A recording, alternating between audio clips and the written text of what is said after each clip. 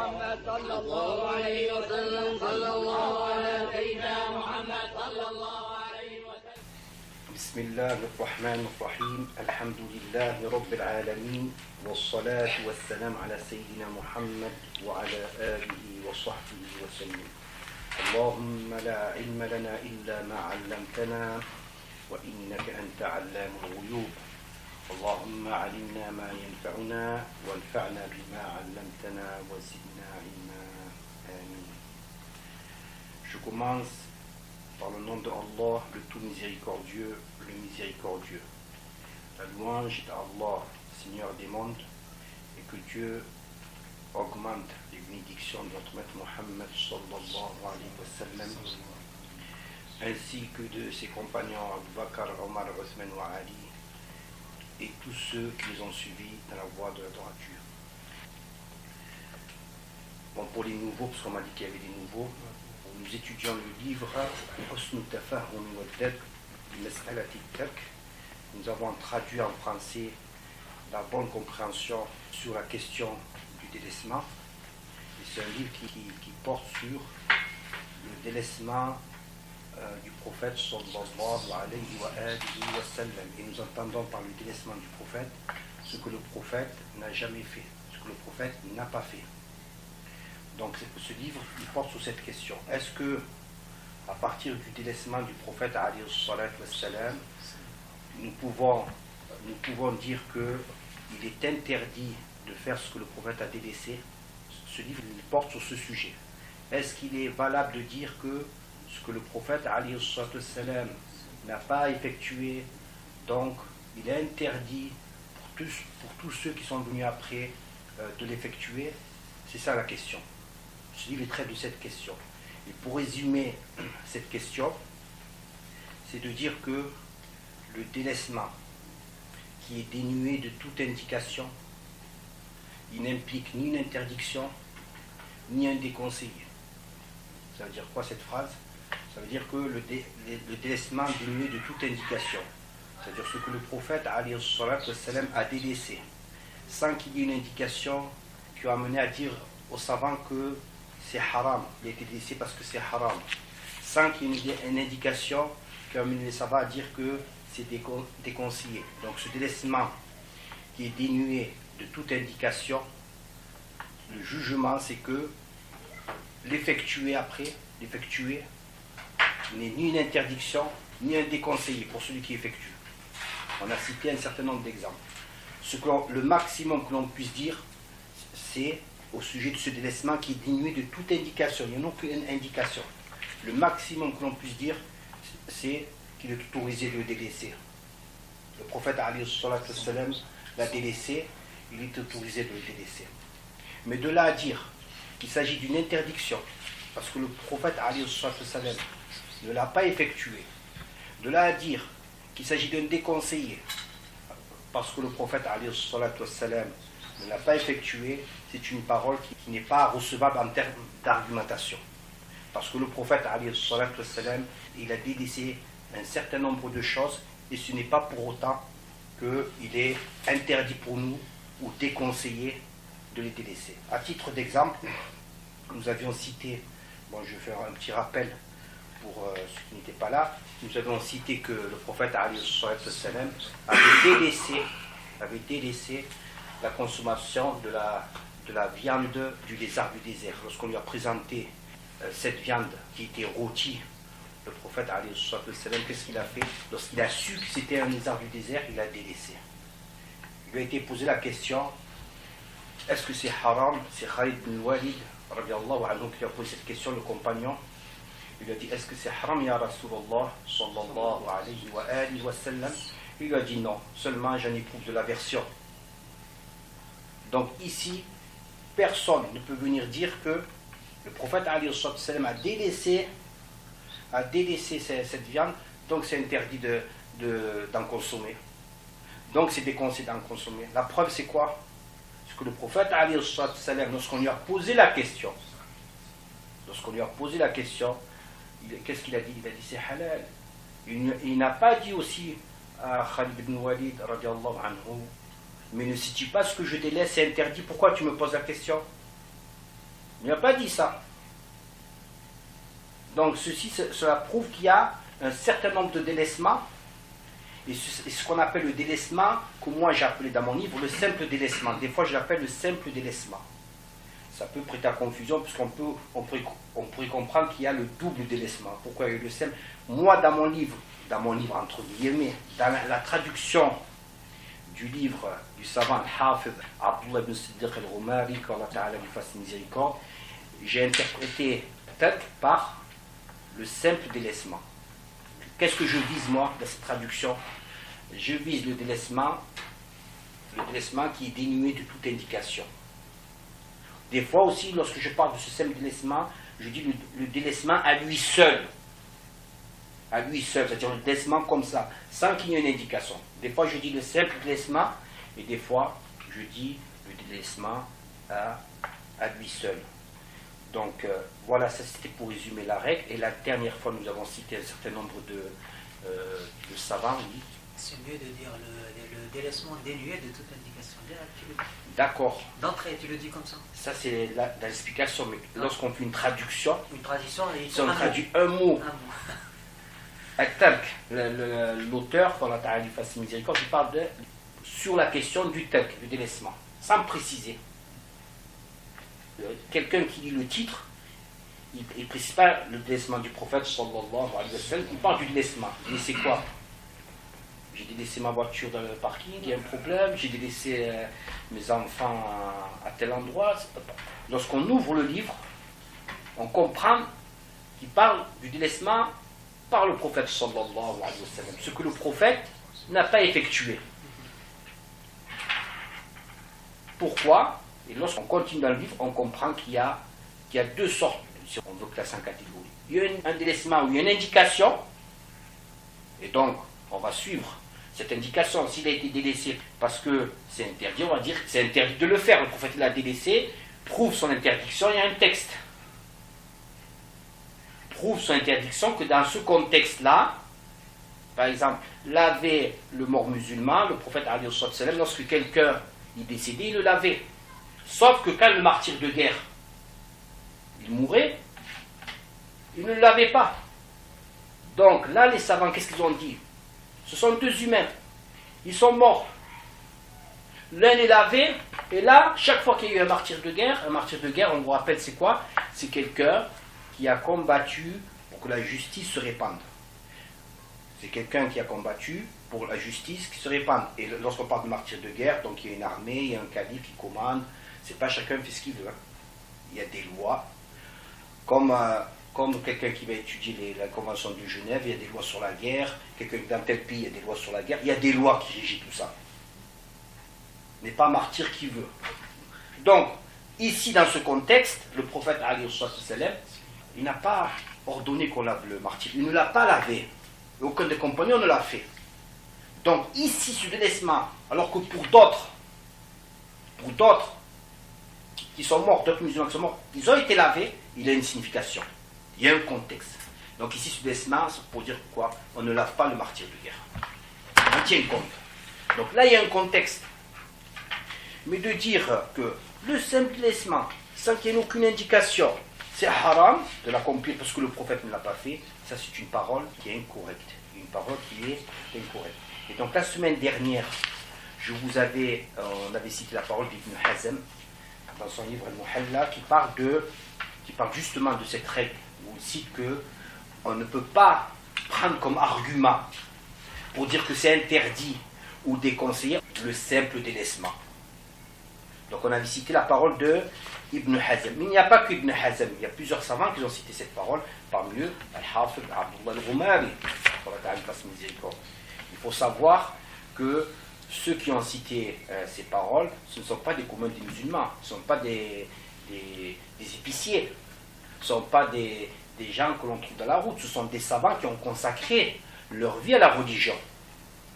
Donc, parmi eux, il y a, pour revenir sur le sujet, il y a l'imam Ibn Battal, rahimahullah. Cette parole est rapportée dans Fath al-Bari, de l'imam Ibn Hajar al-Asqalani. Qu'est-ce qu'il dit? Qu'est-ce qu'il dit l'imam Ibn Battal? Il dit أن فعل الرسول صلى الله عليه وسلم إذا تجرد عن القرائن وكذا تركه لا يدل على وجوب ولا تحريم. Ça veut dire quoi sa parole? Il a dit, l'imam Ibn Battal, en commentant un hadith, je vais vous parler du hadith, il a dit, l'acte du messager de Allah, sallallahu alayhi wa sallam, s'il est dénué de toute indication, qarina, il n'y a aucune indication, de même que son délaissement, il ne prouve ni l'obligation ni l'interdiction. Donc ici l'imam Ibn Battal, c'est rapporté par Ibn Hajar al-Asqalani, al-Hafid, le grand al-Hafid Ibn Hajar al-Asqalani. Qu'est-ce qu'il dit l'imam Ibn Battal? Il nous dit que l'acte du prophète, on ne parle même pas du délaissement, on ne parle pas du délaissement, il y a un acte concret. Il a dit, l'acte du prophète sallallahu alayhi wa sallam, s'il est dénué de toute indication, on ne peut pas dire que c'est obligatoire de le faire parce que le prophète il a fait. Pour un acte, on ne peut pas dire que c'est obligatoire. Alors qu'en est-il lorsque c'est un délaissement? Il n'y a rien, la base il n'y a rien, il ne l'a pas fait, il n'y a rien, on se base sur rien. Il a dit, de même le délaissement, on ne peut pas dire que c'est interdit, que ça implique une interdiction. Et dans quel contexte ici ça? C'est le hadith. Le hadith, lorsque, après que le prophète sallallahu alayhi wa sallam a quitté cette vie d'ici-bas, le premier calife, c'est notre maître Abu Bakr radiyallahu anhu. Qu'est-ce qui s'est passé? C'est qu'un certain nombre d'Arabes, ils ont apostasié. Les gens, ils ont apostasié. Lorsque le prophète alayhi wa sallam il a quitté la vie d'ici-bas, ils ont apostasié. Il est apparu aussi Musaylim al-Kazzab. Musaylim al-Kazzab, lui, il a prétendu être prophète. Abu Bakr radiallahu anhu, il a envoyé une armée contre lui. À sa tête, Khalid al-Walid radiallahu anhu, pour combattre les gens de l'Yamama. Et au cours de cette guerre, plus de 700 compagnons sont décédés. D'autres savants disent, et beaucoup plus que 700. Donc, Omar radiallahu anhu, il a consulté Abu Bakr. Il lui a dit, la situation est grave. Les compagnons, ils décèdent, que Dieu les agrée. Ils sont décédés pourquoi? Pour protéger cette religion. Pour protéger cette religion. Pour qu'elle nous parvienne à nous. Qu'Allah Ta'ala les récompense. Donc si on continue comme ça, les gens qui connaissent le Coran, ils vont mourir peu à peu. Il faut rassembler le Coran dans un même livre. Il faut rassembler le Coran dans un même livre. Il faut rassembler le Coran dans un même livre. Abu Bakr il était réticent. Au début, il était réticent. Il a dit, comment je vais faire quelque chose que le prophète n'a pas fait? Il n'a pas dit à Omar, c'est haram. Le prophète ne l'a pas fait. Il n'a pas dit, c'est déconseillé. Mais pour lui, c'est une charge. C'est plus difficile. Pour lui, c'est le Coran. Il fallait rassembler les gens qui écrivent. À l'époque du prophète, ça n'a pas pu être fait. Pourquoi? Parce que la révélation, au fur et à mesure, elle descend. Lorsqu'on écrit un ayat, peut-être un autre ayat va venir au milieu des deux autres. Comment on fait? À l'époque du prophète, on ne pouvait pas le faire, ça. Parce que la révélation descendait au fur et à mesure. Donc, imaginons, ils n'avaient pas des feuilles, ils avaient d'autres supports, mais qu'ils avaient commencé à écrire le Coran. Bon, ils l'ont écrit, mais qu'ils ont voulu rassembler. Et cette ayah, elle n'est pas encore descendue. Comment on fait pour rassembler? Voilà. Il faut la placer dans telle sourate et pas dans telle sourate. Et c'est le prophète sallallahu alayhi wa sallam qui a dit comment placer les sourates dans le Coran. Donc, quand il a dit ça à Abu Bakr c'était un poids. Il n'a pas dit c'est haram ya Omar, pourquoi tu dis ça? Mais il a dit, le prophète ne l'a pas fait, il était réticent, il avait peur. Jusqu'à que Omar il a convaincu. Jusqu'à que notre maître Omar il a convaincu. Et qu'est-ce qu'ils ont fait après? Le Coran a été rassemblé sous un même livre qu'on appelle le Mus'haf, chose que le prophète n'a pas fait. Et à partir de là, Ibn Hajar al-Asqalani, dans son livre, il rapporte la parole d'Ibn Battal, que je vais citer. La parole d'Ibn Battal, il dit, on le trouve, pour ceux qui veulent le vérifier, dans Fath al-Bari, volume 9, page 13 et 14. Volume 9, page 13 et 14. Il dit que l'acte du messager de Allah, sallallahu alayhi wa sallam, s'il est dépourvu d'indication, de même que son délaissement, il ne prouve pas ni une obligation ni une interdiction. Donc lorsqu'il fait un acte, il n'y a aucune indication. Ça ne veut pas dire que c'est obligé de faire le même acte que le prophète sallallahu alayhi wa sallam. Et lorsqu'il délaisse quelque chose et qu'il n'y a aucune indication, ça ne veut pas dire que c'est interdit. Et cette règle, elle est citée par d'autres ulémas. D'autres ulémas, ils sont nombreux les ulémas qui sont cités dans les livres. Parmi ceux-là, il y a Ibn Qudama al-Maqdisi, al-Hanbali. Il cite le hadith du prophète sallallahu alayhi wa sallam, où lorsqu'il a fini le wudu, on lui amène une serviette. Une serviette pour se sécher. Il a dit non. Il a délaissé la serviette. Il s'est séché avec ses mains. Et il fait un commentaire, il dit, et ce n'est pas déconseillé. Celui qui veut se sécher avec la serviette, qu'il le fasse. Et un autre savant qui commence sa parole, il a dit, pourquoi? Parce que le simple délaissement du prophète sallallahu alayhi wa sallam, il ne prouve ni une interdiction ni un déconseillé. Beaucoup de choses, le prophète alayhi wa sallam, il a abandonné des choses parce qu'il était un zahid, il était détaché de la dunya. Il était détaché de la dunya. Est-ce que ça veut dire parce que, ici on voit pourquoi il a abandonné? Parce qu'il était détaché de la dunya. Est-ce que dire cette phrase, tout ce que le prophète n'a pas fait, c'est interdit de faire? Comme certaines personnes viennent nous voir par exemple, lorsqu'on se réunit pour faire du zikr. Ah, billah, comment on fait du zikr en assemblée? C'est haram, du zikr. Alors que les hadiths, ils nous parlent des compagnons, lorsqu'ils étaient en voyage, ils montaient une montagne, ils disaient Allah Akbar, tellement le prophète, qu'est-ce qu'il leur a dit? Ménagez-vous. Vous n'évoquez pas un sourd ni un absent. Vous invoquez celui qui entend. Il faisait quoi? Du zikr en assemblée. Il leur a pas dit non, haram. Chacun le fait de son côté. Il leur a dit ménagez-vous. Ménagez-vous. Vous n'invoquez ni un sourd ni un absent. Donc on comprend cette parole. Il n'a pas blâmé le fait qu'ils font le zikr en assemblée. Mais il a été par miséricorde pour eux. Ce n'est pas la peine de crier. Parce que tous, Allah Akbar, Allah Akbar. Ils font du zikr en assemblée. Donc c'est par rapport à cet argument qui n'est pas recevable de dire que c'est haram ce que le prophète n'a pas fait. C'est haram ce que le prophète n'a pas fait. Parce que nous avons vu et nous allons voir qu'un certain nombre de choses n'ont pas été effectuées par le prophète sallallahu alayhi wa sallam. Et ça n'a impliqué ni une interdiction, ni un déconseillé. Donc j'ai fait un petit rappel pour les nouveaux. Donc nous commençons le cours. Donc pour les nouveaux, comme à mon habitude, je commence par une lecture en arabe et ensuite je vous donnerai une explication en langue française, une traduction, une explication s'il est nécessaire d'expliquer. Des fois il n'est pas nécessaire.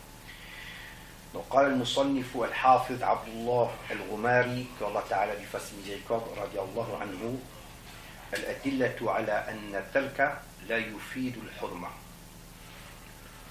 وقد أنكر بعض المتنطعين هذه القاعدة ونفى أن تكون من علم الأصول فدل بإنكاره على جهل عريض وعقل مريض وها أنا ذا أبين أدلتها في الوجوه الآتية.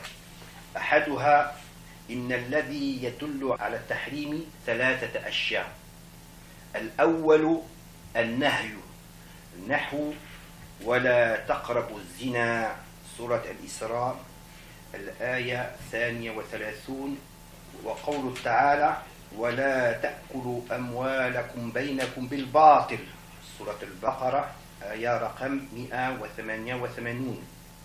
الثاني لفظ التحريم نحو حرمت عليكم الميتة سورة المائدة آية رقم 3. الثالث ذم الفعل أو التوعد عليه بالعقاب نحو من غش فليس منا. وترك ليس واحدا من هذه الثلاثة فلا يقتضي التحريم. ثانيها إن الله تعالى قال وما آتاكم الرسول فخذوه وما نهاكم عنه فانتهوا سورة الحشر آية رقم 7 ولم يقل وما تركه فانتهوا عنه فالترك لا يفيد التحريم. ثالثها قال النبي صلى الله عليه وآله وسلم ما أمرتكم به فأتوا منه ما استطعتم وما نهيتكم عنه فاجتنبوه رواه البخاري ولم يقل وما تركته فاجتنبوه فكيف دل الترك على التحريم. رابعها أن الأصوليين عرفوا السنة بأنها قول النبي صلى الله عليه وآله وسلم وفعله وتقريره ولم يقولوا وتركه لأنه ليس بدليل.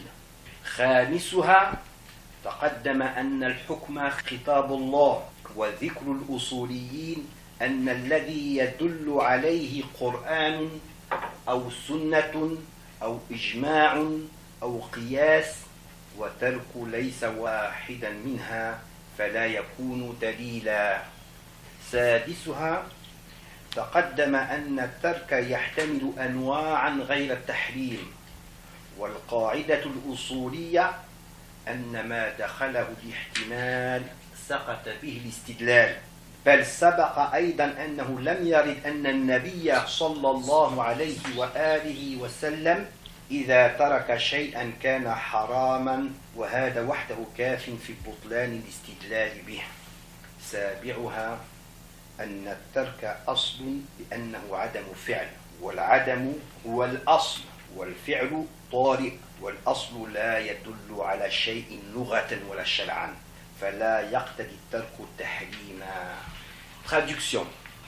L'auteur, le Hafid Abdullah al-Ghumari, qu'Allah Ta'ala lui fasse miséricorde, qu'Allah Ta'ala l'agrée, dit: les preuves signifiant que le délaissement n'implique pas l'interdiction. Donc, les preuves signifiant que le délaissement à lui seul, sous-entendu, à lui seul, n'implique pas l'interdiction. Il a dit, et certains extrémistes ont réfuté cette règle et ont nié le fait qu'elle fasse partie de la science des fondements de la loi.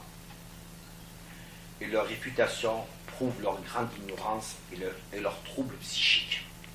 Donc là, il fait un retour sur la règle que nous avons citée, que le délaissement dénué de toute indication n'implique ni une interdiction, ni un déconseillé. Et il a dit, et je vais à l'instant démontrer sa preuve dans les cas de figure suivants. Je vais à l'instant démontrer sa preuve dans les cas de figure suivants. Premièrement, il a dit, prouve l'interdiction de trois choses. Une réprobation défectuée, en arabe on dit al-nahyu, telle la parole de Allah, ne vous approchez pas de la fornication. Interprétation de la parole 32 de la sourate 17. Donc, telle que la parole de Allah, ne vous approchez pas de la fornication et la parole, et ne consommez pas injustement vos biens entre vous. Donc, il a dit que l'interdiction est prouvée par trois choses. La première de ces choses, c'est nahyu. Nahyu, en français, on va l'exprimer par ne fais pas. Donc, dans les textes de la religion, chaque fois qu'on aura ne fais pas, ça signifiera une interdiction. Sauf s'il y a une indication. Donc, les ulama ils vont conclure que c'est déconseillé. Donc, on a besoin d'une qarina pour dire que c'est déconseillé. Donc, dans les textes de la religion, lorsqu'on va trouver la forme ne le fais pas, un nahyu, on va appeler ça, ça signifiera que c'est une interdiction. Comme quoi il a cité deux exemples ici. Comme dans la parole d'Allah Ta'ala, dans l'interprétation en français, ne vous approchez pas de la fornication. Donc, c'est une interdiction. Ne pas faire, ne faites pas. Aussi comme la parole d'Allah Ta'ala qu'il a cité, et ne consommez pas injustement vos biens entre vous. Donc on comprend une interdiction. Ou d'autres exemples, par exemple, vous avez Ya ayyuhalladhina amanu la taqtulu sayda wa antum hurum. Dans l'interprétation en français, ô vous qui avez cru, ne tuez pas le gibier alors que vous êtes en état de sacralisation. On a vu que pour le pèlerin, lorsqu'il était en état de sacralisation, il lui était interdit de chasser le gibier terrestre. Donc ici, ne tuez pas le gibier. Donc ça c'est nahyu, c'est l'interdiction. Deuxièmement, il éprouve l'interdiction, il a dit, par l'emploi du terme il a dit prouve l'interdiction de 3 choses. Une réprobation défectuée, un nahyu. Moi je l'ai interprété comme ça, un nahyu. Une réprobation défectuée. Ça demande, des fois, ça demande des recherches. J'ai recherché comment l'interpréter en français. Pour l'instant, j'ai trouvé cela. Donc, il a dit 3 choses. Une réprobation défectuée, un nahyu. 2, l'emploi du terme interdit, comme dans la parole du Coran, dans l'interprétation en français, où vous a été interdit l'animal mort non conforme à la loi. Donc, ici, il y a l'emploi du terme du mot tahrim, la conjugaison. Il est conjugué. L'interprétation est vous a été interdit l'animal mort, non conforme à la loi. Donc l'animal qui est mort d'une manière qui n'est pas conforme à la loi, c'est haram. Vous avez aussi comme exemple Ahallallahu al-bay' wa harrama ar-riba. Donc Allah Ta'ala il a autorisé la vente, il a interdit l'usure. Donc l'emploi du terme tahrim dans la conjugaison. Donc c'est le deuxième. Pour l'interdiction, l'emploi du terme interdit, comme dans les paroles que je vous ai citées. La troisième chose qui prouve l'interdiction est le blâme d'un acte ou la menace du châtiment qui pèse sur celui qui l'accomplit. Comme le hadith Man rasha falaysa minna, dont l'interprétation en français est celui qui escroque, alors il n'est pas des nôtres. Quand il dit il n'est pas des nôtres, c'est-à-dire il n'est pas des meilleurs des nôtres. Celui qui fait une escroquerie, il ne devient pas kafir. Ici, ça ne veut pas dire qu'il ne fait pas partie des musulmans. Ça veut dire qu'il ne fait pas partie de notre élite. Il ne fait pas partie de ceux qui ont les hauts degrés.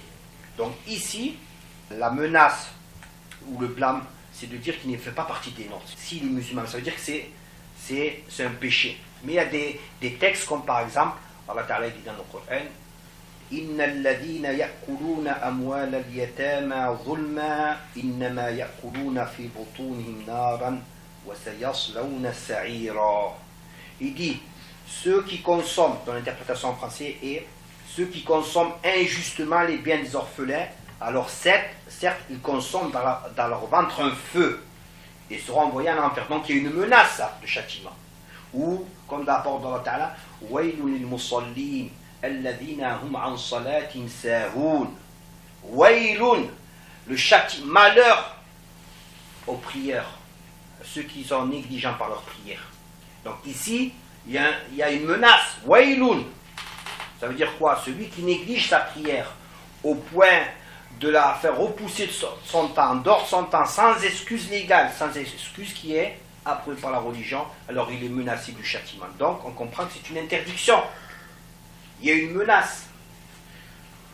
Donc ça c'est, il va citer 7 cas. Donc le premier cas, il a dit que l'interdiction est prouvée par 3 choses.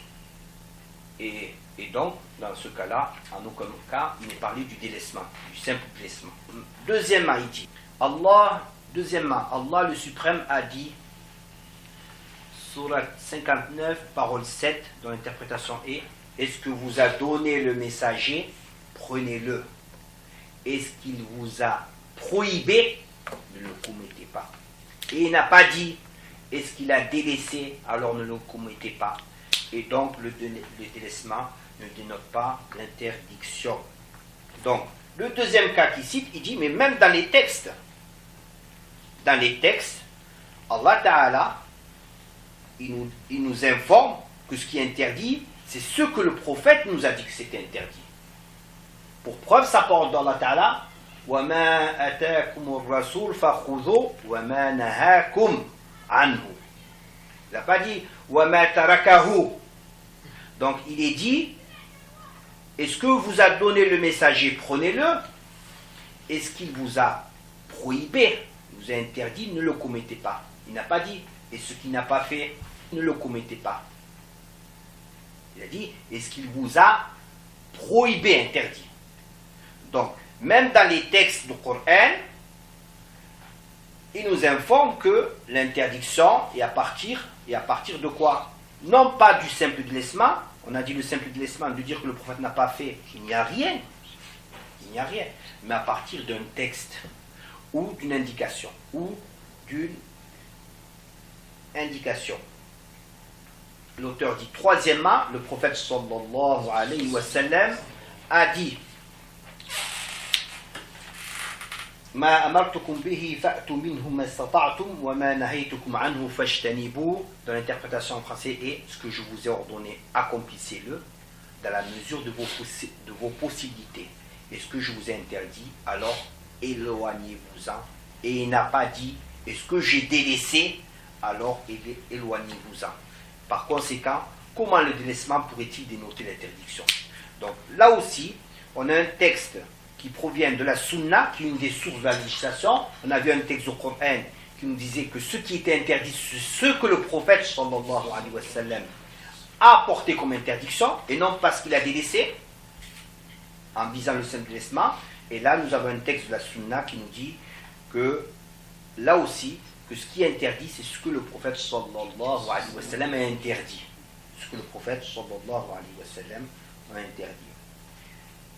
Donc l'auteur, qu'Allah Ta'ala fasse miséricorde, dans ces deux textes, un de Coran et un autre de la Sunna, il nous cite ces deux textes, parce que ceux qui interdisent sans droit, ils prétendent s'appuyer sur ces deux sources de législation. Ceux qui prétendent dire que le prophète c'est haram, parce que le prophète ne l'a pas fait, on n'a pas vu dans le Coran que le prophète il a fait ça, on n'a pas vu de la Sunna que le prophète il a fait ça, donc c'est haram. Donc l'auteur il cite ces deux textes pour riposter, pour répliquer à ces personnes-là, pour nous apprendre que ces deux sources de législation, le Coran et la Sunna, elles viennent contre leurs paroles. Elles viennent contre leurs paroles. Tout ce qu'elles nous apprennent, c'est de source que ce qui est interdit, c'est ce que le prophète interdit et non pas le simple délaissement.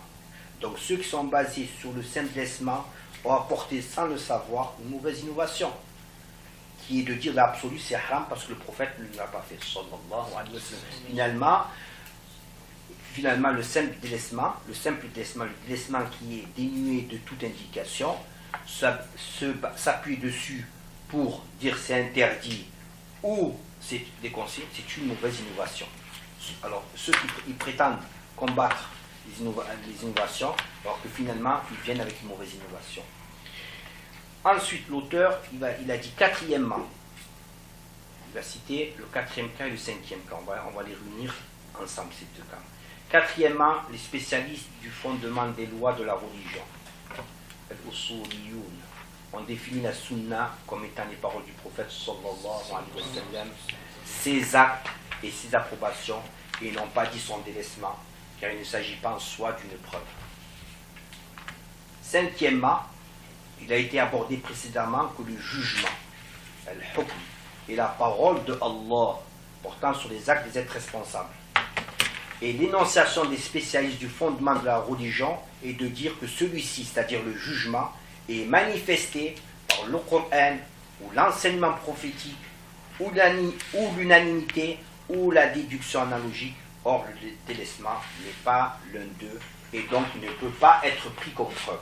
Donc dans ce quatrième cas qui cite et le cinquième cas, l'auteur, qu'Allah Ta'ala lui fasse miséricorde, il parle des sources de la législation.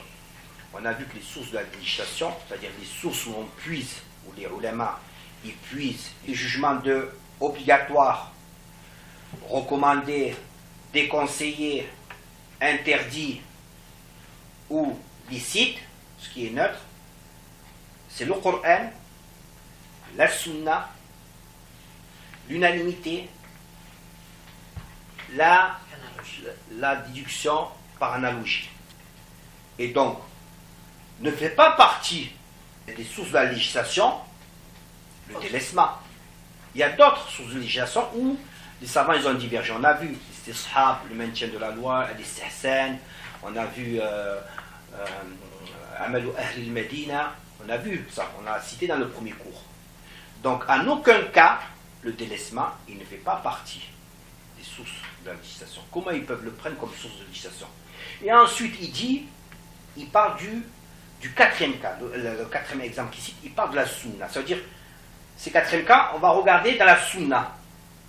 On a regardé de façon globale les sources de la législation, on a le Coran, la sunna, l'unanimité, qiyas et autres qui font divergence, les autres qui font divergence, on ne trouve pas le délaissement. Mais dans la sunna, qui est une deuxième source de la législation, est-ce qu'on trouve dans la sunna Le délaissement, non. Les savants spécialistes des fondements de la religion, lorsqu'ils parlent de la sunna, ils disent ce sont les actes du prophète sallallahu alayhi wa sallam, ce sont ses paroles et ses approbations. On attend par ses approbations, c'est ce que le prophète sallallahu alayhi wa sallam a eu connaissance et il n'a pas blâmé. Ça s'est passé devant lui, il n'a pas blâmé. Donc ça veut dire qu'il a approuvé. Donc, et même dans la sunna, on ne trouve pas le délaissement. On ne trouve pas le délaissement comme base. D'où alors ils l'ont sorti? Donc, c'est pour ça que l'auteur, quand la fasse une miséricorde, il nous a dit, alors comment ils peuvent le prendre comme preuve de déduction. Puisque même les savants spécialistes des fondements de la religion, ils n'associent pas le délaissement ni à une grande catégorie de sources de la religion, ni à une sous-partie. Comment ils le prennent comme... Ça, c'est dans le 4e et 5e exemple qu'il donne. Il a dit, sixièmement, il a aussi été abordé précédemment que le délaissement pouvait supposer des cas non interdits. Et la règle juridique déclare que ce qui est sujet à supposition ne peut être pris comme argument.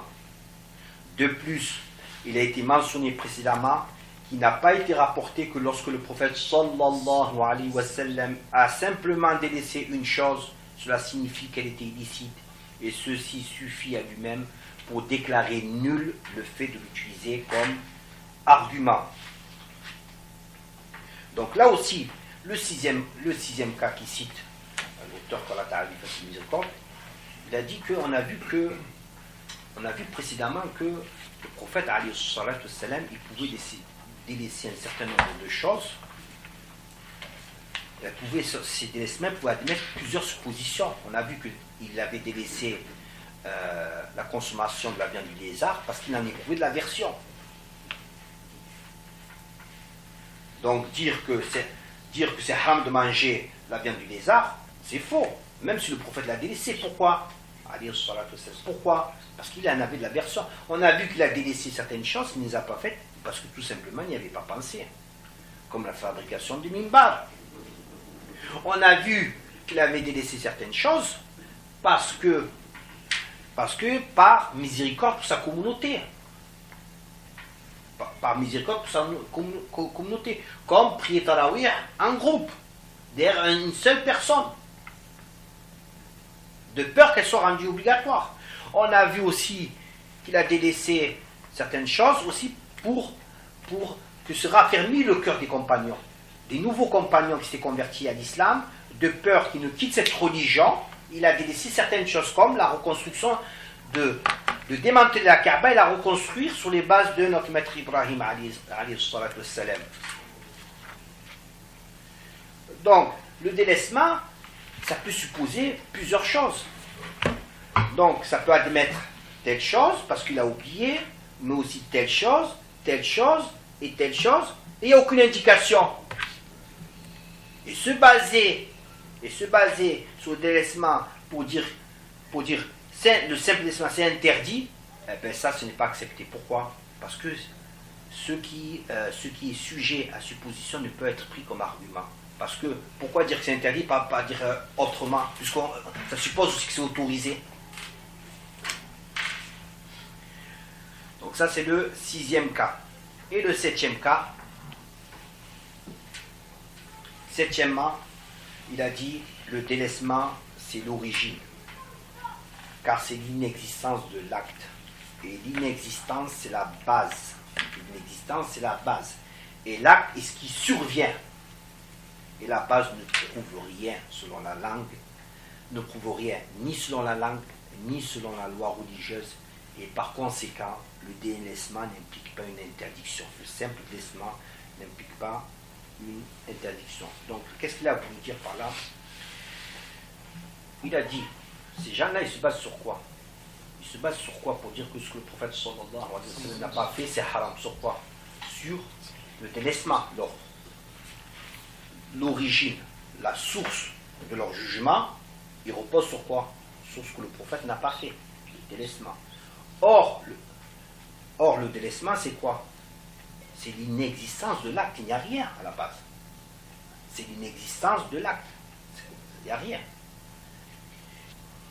l'acte, il dit, et l'acte, ce qui survient, ce qui arrive, et l'acte, ce qui arrive, lorsque ça arrive, on peut donner un jugement. Mais lorsqu'il n'y a rien, lorsque la base, il n'y a rien, alors ça ne prouve rien, il n'y a rien. Ni selon la langue, l'inexistant sur la langue, qu'est-ce que ça veut dire sur la langue d'inexistant? Ça veut dire ce qui n'est pas. Ni sur la religion, il n'y a rien. Comment se baser sur ce qu'il n'y a rien? Donc, pour dire que quoi? Que on ne peut pas se baser sur ce qui ne repose sur rien. De dire que le prophète c'est haram parce que le prophète sallallahu alayhi wa sallam ne l'a pas fait, cette parole absolue comme ça, elle n'est pas correcte. Parce que quelqu'un peut nous dire ça, il vient nous dire par exemple c'est haram d'utiliser la subha. Le prophète alayhi wa sallam ne l'a pas fait. Apporte un texte. Apporte un texte qui dit que le prophète alayhi wa sallam a dit la subha est haram. Ou n'utilisez pas la subha. Apporte-nous un texte.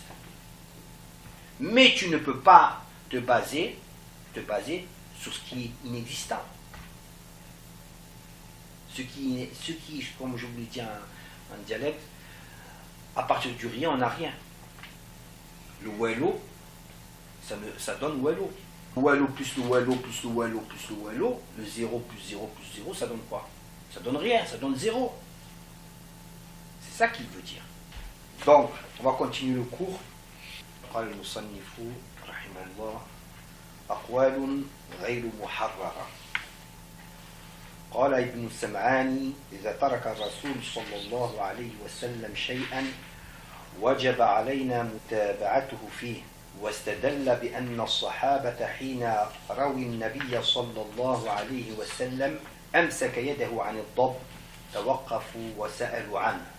قلت لكن جوابه عليه الصلاة والسلام بأنه ليس بحرام كما سبق يدل على أن تركه لا يقتضي التحريم فلا حجة له في الحديث بل الحجة فيه عليه. Interprétation.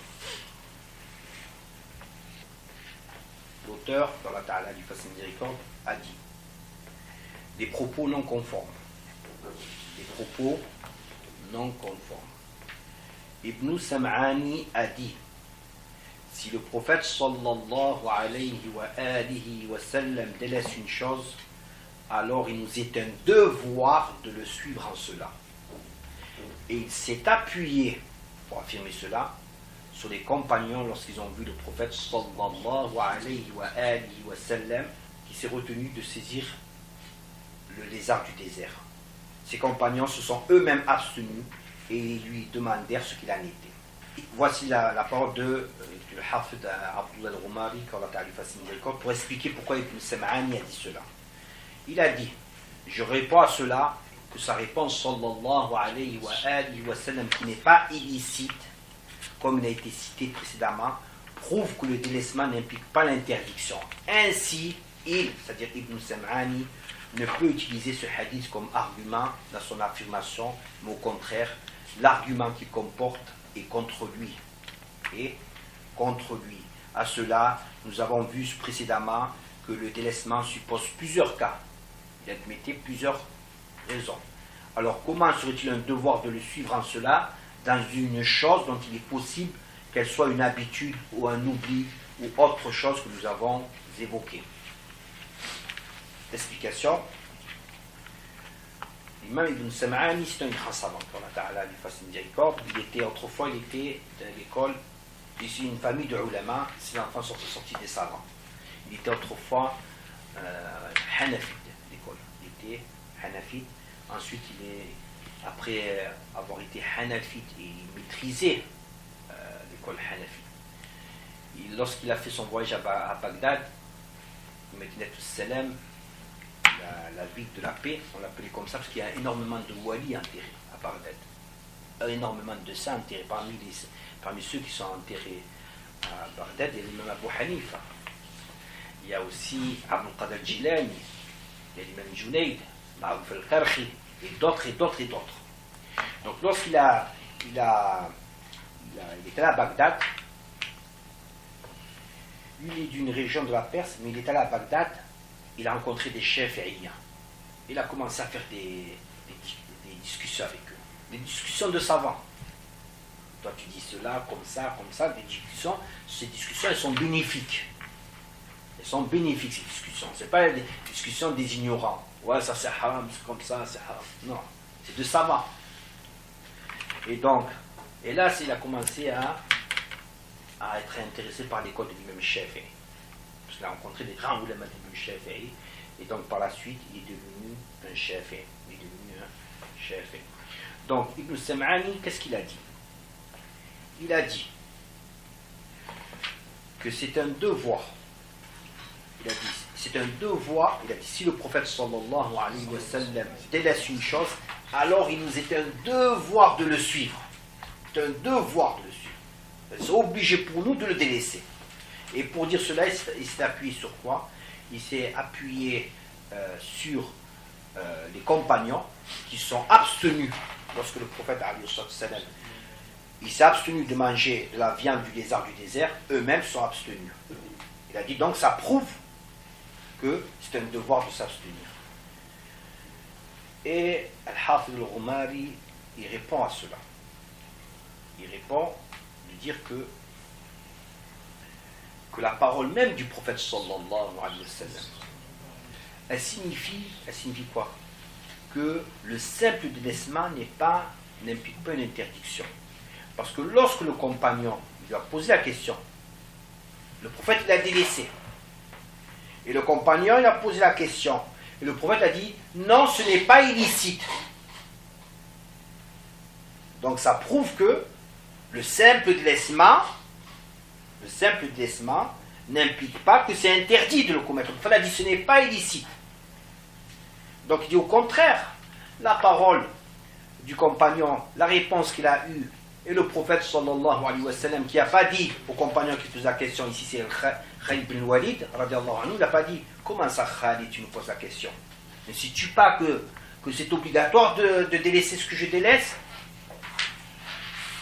Non seulement il n'a pas dit ça, mais en plus il lui dit c'est licite, tu peux en manger, c'est licite. Il en a mangé. Donc il a dit comment il peut se baser sur cette parole alors que de lui-même le prophète sallallahu alayhi wa sallam nous dit que c'est licite à manger. Donc on peut le faire alors que lui il a abandonné. Comment il peut se baser sur ça? Et deuxièmement, il répond à cela aussi que le prophète, alayhi sallam, nous l'avons déjà vu, il a délaissé un certain nombre de choses parce que personnellement, parce qu'il en avait de l'aversion, comme ici, mais aussi c'était le cas de l'oubli, mais d'autres cas, parce qu'il n'avait pas pensé. Donc comment dire c'est obligatoire de le délaisser? Comment dire que c'est obligatoire de le délaisser? Alors que le prophète sallallahu alayhi wa sallam, peut-être il ne l'a pas fait parce qu'il n'y a jamais pensé. Peut-être qu'il ne l'a pas fait parce qu'il était occupé à faire d'autres choses. Il y a des pratiques, des surrogatoires. Il était occupé à s'occuper des musulmans, des affaires des musulmans. Et on voit, et nous-mêmes nous voyons, dans la pratique des musulmans, que le prophète alayhi sallam, il a délaissé un certain nombre de choses. Les musulmans l'ont fait et personne n'a dit que c'est interdit. Pour preuve, quelle est la preuve? Il va rassembler le Coran. Oui, mais quelqu'un va vous dire, oui, mais à l'époque, le prophète alayhi sallam, ça ne pouvait pas se faire parce qu'il y avait déjà la révélation. Mais le prophète, il aurait pu leur dire, il rassemble le Coran, il n'a pas fait. Donc il a délaissé, il aurait pu très bien leur dire. Il a délaissé. Et pourtant les compagnons, qu'est-ce qu'ils ont fait après? On l'a vu tout à l'heure, le récit. Ils ont rassemblé le Coran alors que le prophète l'avait délaissé. Mais autre que cela, les points dans le Mus'haf, les points diacritiques, les points qui fait que nous pouvons faire la différence entre le ba, le ta, le sa, le jim, le ha, le kha, le nombre de points, à quel endroit ils sont placés, en haut, en bas de la lettre. Donc tout ça, ces points n'étaient pas dans le Coran, ce qu'on appelle les points diacritiques. Ni les compagnons, ni le prophète alayhi sallam ne l'a fait. Il n'y a pas de texte qui dit que le prophète, il viendra à une époque, il faudra mettre les points. Il n'y a pas. Ni les compagnons ne l'ont fait, on rajoute. Pas seulement le prophète, il ne l'a pas fait, il a délaissé. Les compagnons ne l'ont pas fait. Les compagnons ne l'ont pas fait. Et bien pourtant, les musulmans, qu'est-ce qu'ils ont fait? Ils ont mis des points dans le Coran. Donc ici, on a un acte que le prophète n'a pas fait, les compagnons ne l'ont pas fait, c'est les disciples qui ont commencé à mettre les points. Donc dire que tout ce que le prophète a délaissé, c'est obligatoire, en s'appuyant sur le récit du lézard, le prophète a refusé de manger du lézard, et il a dit pourquoi. Il a dit parce qu'il y a beaucoup d'aversion. Il a dit que ce n'était pas illicite d'en consommer. Donc vous pouvez l'accomplir, vous pouvez le faire. Donc ce n'est pas correct. Voici par rapport à la parole de Ibn Sam'ani. Ensuite l'auteur, on va voir, il va aborder les propos d'Ibn Taymiyyah. Donc par rapport à Ibn Taymiyyah, il ne va pas faire une réponse, il va faire une réplique.